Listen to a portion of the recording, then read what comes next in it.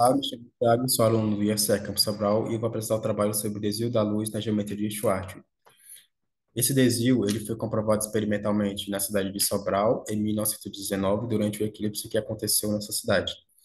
Ele foi previsto, teoricamente, pelo Einstein, utilizando uma modificação linear da métrica de Minkowski, dada pela equação 1, onde ele considerou o espaço-tempo ao redor da estrela como sendo uma distorção em primeira ordem da métrica plana. Aqui a gente vai encontrar esse desvio utilizando a métrica de Schwarzschild. Essa métrica, ela surge da solução das equações de vácuo de Einstein por um espaço-tempo estático e esfericamente simétrico.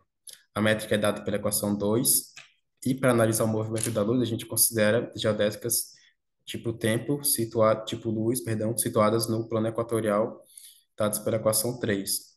E uma vez que a gente observa que essa métrica não depende de T e φ, a gente encontra campos de Killing psi e φ, psi associados às coordenadas, de modo que a gente consegue escrever a derivada de T e φ em função dessas constantes de movimento.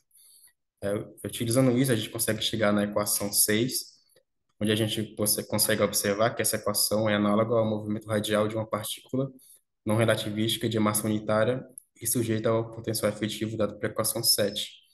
A gente então passa a considerar esse potencial efetivo e, para encontrar uma equação para a coordenada angular, para a derivada dela em relação à coordenada r, a gente usa aquela equação para o r ponto e lembra que o campo de Killing associado à coordenada angular fornece uma equação para φ ponto. Com isso, a gente consegue chegar na equação 8 e a gente consegue, fazendo o R suficientemente grande, encontrar o limite para essa derivada quando o R é muito grande.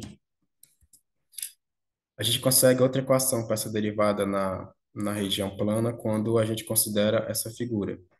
Nessa figura, esse círculo pontilhado representa o limite entre espaço-tempo plano e espaço-tempo curvo. Essa região será plana no limite em que R tende ao infinito. A gente consegue observar que nesse limite o parâmetro de impacto B é dado por R vezes φ menos sigma, onde esse sigma é um ângulo constante que está associado à linha que passa pelo centro da estrela.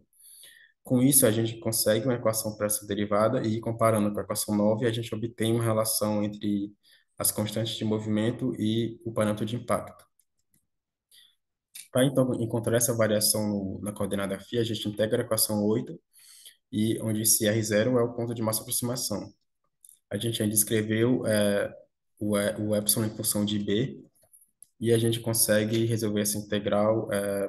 Para resolver essa integral, é conveniente ainda a gente utilizar o fato de que há uma relação entre o parâmetro de impacto e esse ponto de massa aproximação R0. A gente consegue essa relação através do potencial efetivo, uma vez que nesse ponto R0 o potencial efetivo atinge seu máximo valor, de modo que, substituindo, a gente encontra a equação 13. Para resolver essa equação, a gente considera uma aproximação em primeira ordem de m, mantendo um r e, portanto, b constantes.